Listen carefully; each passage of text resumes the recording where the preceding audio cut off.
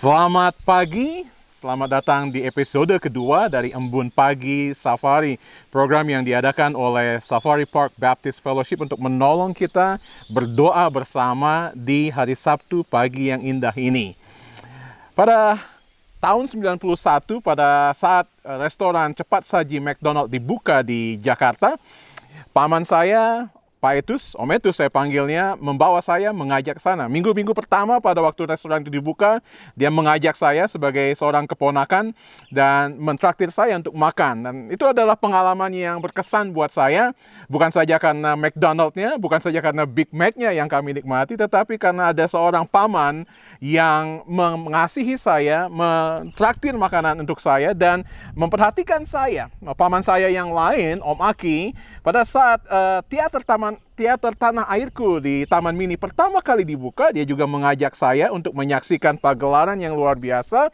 Dan suatu hal yang luar biasa buat saya juga, seorang anak kuliahan yang kemudian duduk dengan para pejabat, karena itu adalah show pertama dari teater Tanah Airku. Nah, paman saya yang lain, pada waktu saya mulai berjualan buku World Book pada waktu itu, dan dia membeli buku yang mahal itu karena mau menolong keponakannya yang sedang belajar untuk mencari uang. Saya memiliki hubungan yang luar biasa indah dengan paman-paman saya, dan saya dapat menceritakan banyak hal mengenai kebaikan mereka, bagaimana mereka mendoakan saya, membuat saya menjadi berhasil seperti ini. Cerita yang baru kita baca tadi di dalam Kejadian pasal 18 adalah doa seorang paman yang memohonkan keselamatan untuk kota di mana keponakannya tinggal. Dalam hal ini Abraham, seorang paman, dan keponakannya adalah Lot, yang tinggal dan memilih untuk tinggal di kota Sodom pada waktu itu. Nah, kita dapat melihat kebenaran firman Tuhan, mengapa ada doa seperti ini. Doa seperti apa yang dinaikkan oleh seorang paman seperti Abraham. Yang pertama adalah doa dari seorang paman yang tidak mementingkan diri sendiri. Apa yang kita lihat di dalam pasal 18 tidak dapat dipisahkan dari pasal 13. Di dalam pasal 13 kita melihat pertama kali kita bertemu dengan Lot di sana. Suatu ketika Abraham membawa Lot, keponakannya, dan kedua-duanya menjadi peternak yang berhasil. Dan ternak-ternak Lot bertambah banyak, pegawainya bertambah banyak, ternak-ternak dari Abraham juga bertambah banyak, dan seringkali terjadi pertengkaran antara kedua gembala-gembala tersebut, kedua kelompok gembala-gembala tersebut. Dan Abraham berkata, Lot, kita kan keponakan dan paman, tidak baik kalau kita bertengkar. Jadi sekarang beginilah, pilihlah, kamu mau kemana, aku pergi ke mana. Kalau kamu ke kiri, aku akan ke kanan. Kalau kamu ke kanan, aku akan ke kiri. Dan Lot kemudian melihat lembah yang subur, mungkin seperti lembah ini, Sodom dan Gomora. Dan memang pada waktu itu penemuan arkeologi mengatakan bahwa Sodom dan Gomora di lembah Sungai Yordan itu adalah tanah yang sangat-sangat subur. Dan Lot memilih tempat itu, dan oleh karena kesuburannya, Sodom dan Gomora merupakan pusat perdagangan. Sehingga Anda tahu ketika ada pusat perdagangan, tentu saja ekonominya di sana bertambah maju, dan ketika kota itu bertambah maju, ada banyak sekali ketidakbermoralan yang terjadi karena mereka lebih mementingkan pesta pora dan hal-hal berdosa lainnya daripada mencari Tuhan. Dan kita lihat bahwa di sini Abraham tidak mementingkan diri sendiri. Mengapa dia tidak mementingkan diri sendiri? Kalau Anda melihat di dalam ayat yang ke-16 tadi, ada kalimat yang sangat indah yang dikatakan begini, lalu berangkatlah orang-orang itu dari situ dan memandang ke arah Sodom, dan perhatikan, Abraham berjalan bersama-sama dengan mereka untuk mengantarkan mereka. Siapa mereka? Mereka adalah para malaikat. Dan saya merenungkan kalimat sederhana itu ketika Anda hanya berpikir bahwa penulis kitab Kejadian hanya menceritakan Abraham berjalan bersama-sama dengan mereka. Ada satu kebenaran yang menarik yang perlu kita pelajari di sini adalah orang yang tidak mementingkan diri sendiri adalah karena mereka berjalan bersama dengan Tuhan. Ketika kita berjalan bersama dengan Tuhan, yang kita tinggikan, yang kita fokuskan, yang kita perhatikan adalah Tuhan, sehingga bukan diri kita sendiri yang kita tinggikan, yang kita utamakan. Dan ini adalah contoh doa seorang yang dikasihi oleh Tuhan, seorang yang dikenan oleh Tuhan. Dan saya rindu ini menjadi doa kita semua, bahwa doa kita adalah bukan doa orang yang mementingkan diri sendiri. Yang kedua adalah doa dari seorang paman yang memiliki keyakinan. Anda melihat ada tawar-menawar antara Abraham dengan Tuhan. Mulai dari 50, turun ke 45, turun ke 40, turun ke 30, turun ke 20, dan turun sampai ke 10.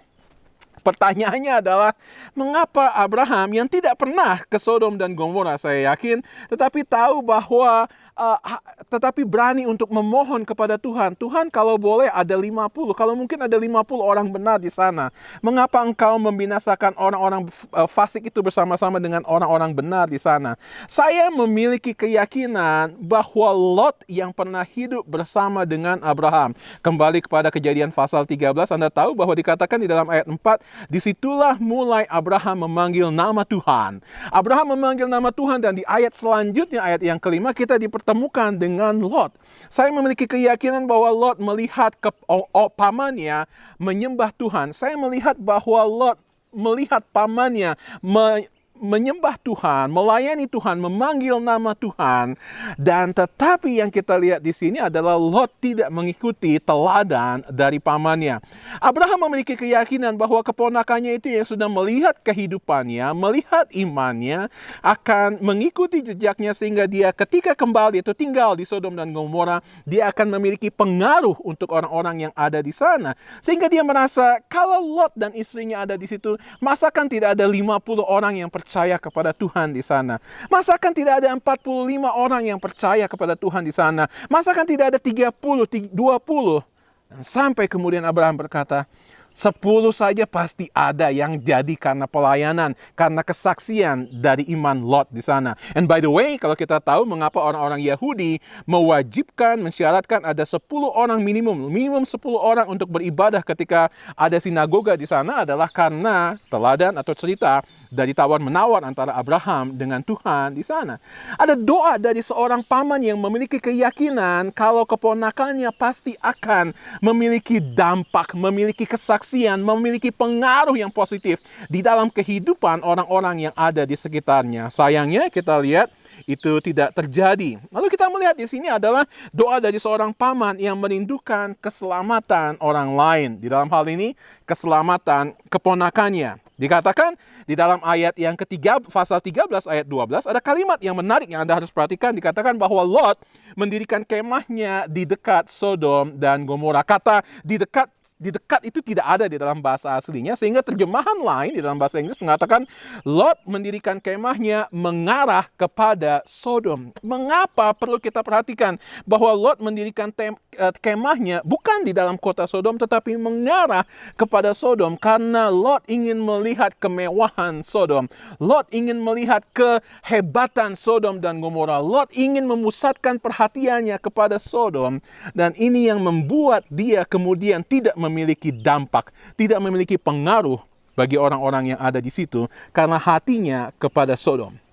Itu sebabnya Abraham berdoa untuk keselamatan Lot. Abraham berdoa untuk keselamatan orang-orang di Sodom. Abraham berdoa, Tuhan, 10 orang saja, jangan binasakan kota itu. Kita melihat ada doa yang luar biasa dari seorang paman yang memiliki dampak pengaruh kepada keponakannya. Dan di dalam Perjanjian Baru pun kita melihat hubungan yang indah antara seorang paman dan keponakannya. Bagaimana dengan Barnabas, seorang paman, dan Yohanes Markus, seorang keponakan.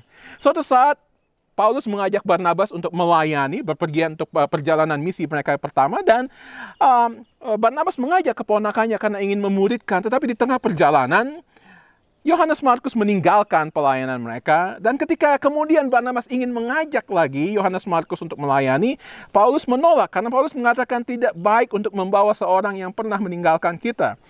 Barnabas tidak mutung, Barnabas tidak kecewa. Barnabas mengajak Yohanes Markus, memberikan kesempatan kedua kepada keponakannya Yohanes Markus, karena dia ingin melihat hal yang luar biasa dari keponakannya. Dan kita melihat keponakannya itu berhasil dimuridkan oleh seorang yang bernama Rasul Petrus, dan kemudian dia menulis Injil Markus yang kita miliki di sini.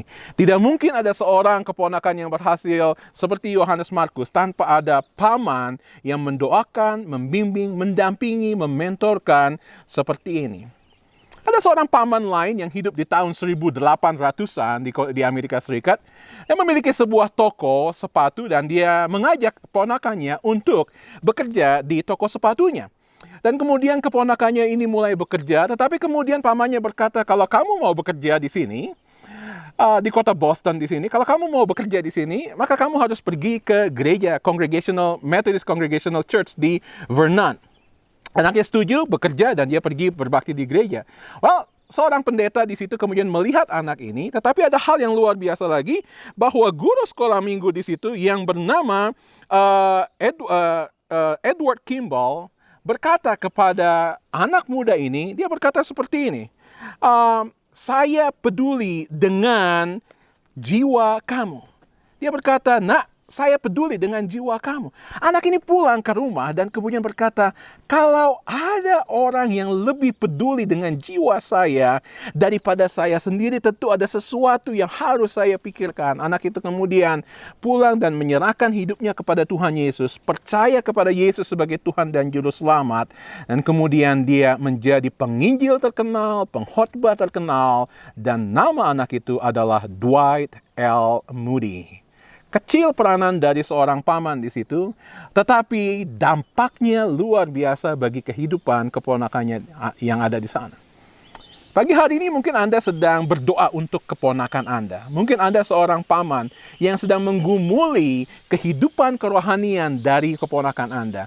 Mungkin Anda seorang tante yang sedang mendoakan supaya keponakan Anda, supaya keponakan rohani Anda, supaya anak Anda percaya kepada Tuhan Yesus. Anda dapat dikuatkan pada pagi hari ini karena melihat bahwa ada seorang paman, Abraham, yang berdoa untuk keselamatan keponakannya. Kita tidak tahu apakah Abraham kemudian tahu Lot diselamatkan atau tidak. Abraham melihat bahwa Sodom dan Gomora dihancurkan. Tapi tidak ada penjelasan lebih lanjut di dalam Alkitab bahwa dia tahu atau tidak bahwa Lot kemudian diselamatkan oleh Tuhan. Tetapi itu tidak menjadi yang penting. Yang penting adalah kita tahu bahwa Abraham berdoa, memiliki beban untuk keselamatan orang lain. Saya ingin menantang Anda, kalau Anda adalah seorang keponakan yang sedang didoakan oleh paman Anda, seorang anak yang sedang didoakan oleh orang tua Anda, seorang sahabat yang sedang didoakan oleh sahabat-sahabat yang lain, maukah Anda memberikan hidup Anda kepada Tuhan Yesus Kristus? Dan mungkin Anda sini orang tua yang sedang mendoakan anak Anda, paman yang sedang mendoakan keponakannya, dan Anda berkata, doa saya belum menunjukkan hasil. Saya ingin mendorong Anda untuk tetap terus berdoa dan memiliki beban untuk keselamatan orang-orang yang ada di sekitar Anda. Kiranya renungan pagi ini akan menolong Anda untuk dikuatkan bahwa kita harus memiliki beban untuk mendoakan orang-orang yang ada di sekitar kita, anak-anak yang Tuhan percayakan kepada kita, keponakan-keponakan kita, cucu-cucu kita, tetangga kita, siapapun yang Tuhan percayakan kepada kita. Kiranya Tuhan Yesus memberkati Anda.